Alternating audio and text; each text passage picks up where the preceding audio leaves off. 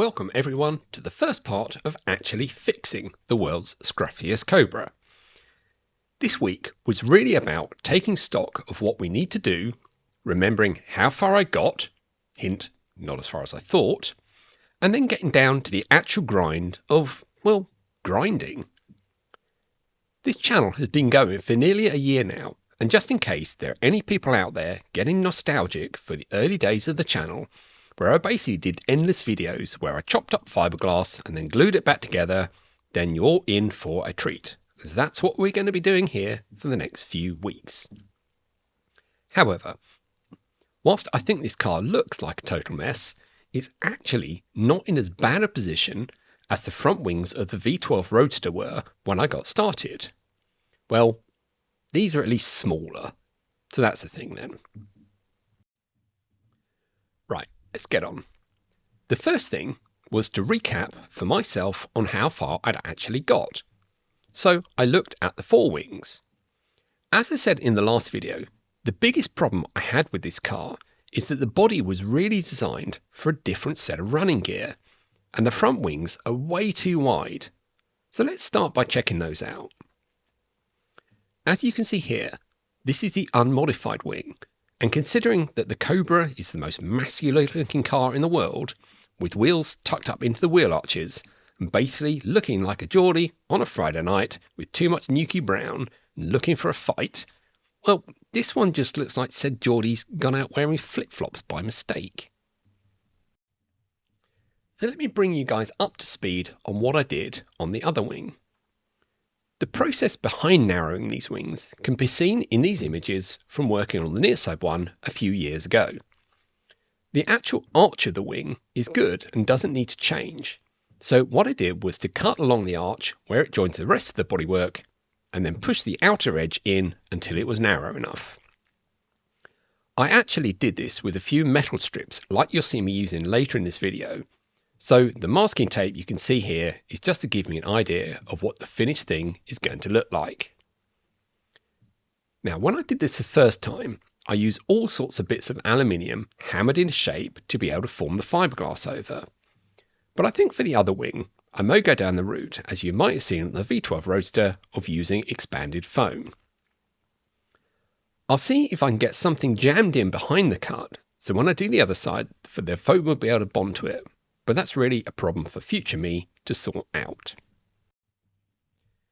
Anyway, you can see here that after a good deal of grinding, sanding, filling, repeat, the front wing looked pretty good and keeps the muscular look of the car but allows the wheel to fill the arch properly. Job was done. Now just have to do that 3 more times. So, moving back to the near side rear arch. Have you guys ever heard of the Mandela effect?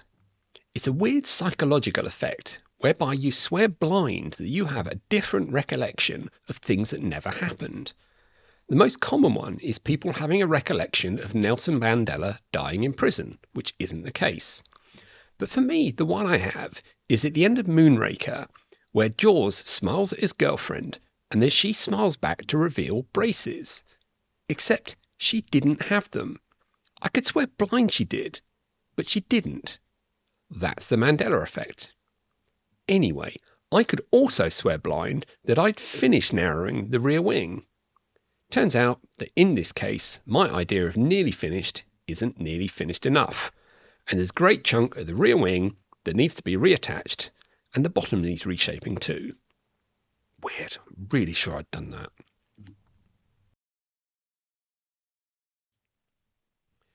Anyway, enough self-denial about what I had and hadn't done. Time to do some actual work. The first thing was to take stock of the state of the near side rear wing. And the best way to do this was to get on with some sanding. A lot of sanding.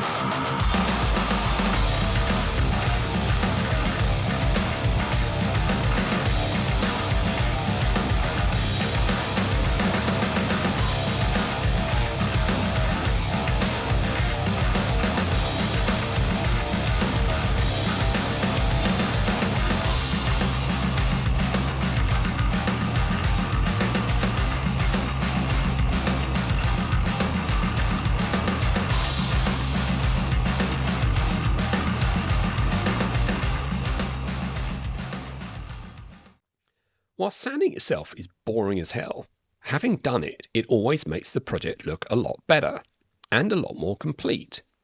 So whilst I know this bodywork looks terrible at the moment, having got rid of so many of the rough edges made me feel better. I feel like I'd actually got started with the whole car again. Now, while I've talked about why I'm hacking up the wings of this car, and that probably makes some sort of sense to make the wheels fit, the question you may well be asking is what the hell is going on with the rear deck of the car, and why have you previously hacked out a great big hole? Well, let me tell you, my friends, this is what we call over-ambitious scope creep.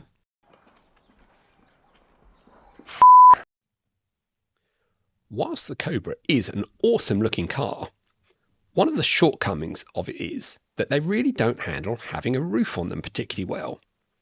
Now, cars designed in the 1960s are notorious for having crap roofs, and the Cobra is no exception.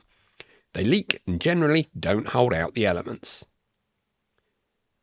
Previously working with my dad on this, we engineered probably the best roof on any Cobra anywhere, with plug-in window frames and all sorts of luxuries.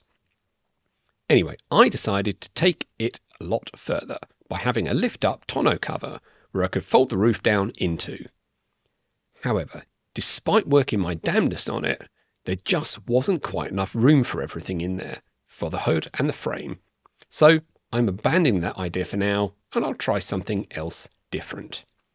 One way or the other, those giant holes need to be filled, and the lift-out panels need to be reattached to the car. Now, I could go on with this, but I'm away on holiday next week, and I don't want you, dear viewer, to go a week without an exciting edition of watch me glue myself to a car. So, I'm going to end the video here and ask you guys to subscribe and leave myself enough footage for a quick video for next week too. We're so close now to 5k subs, so whilst I'm away, it would be an amazing bit of homework if you guys could do a quick subscribe to the channel. It's free for you, but it means the world to me and gives me amazing motivation to keep on doing all of this. Only about half of you watching are subscribed, so why don't you test out that little button, especially for the task in hand. I'll see you next time.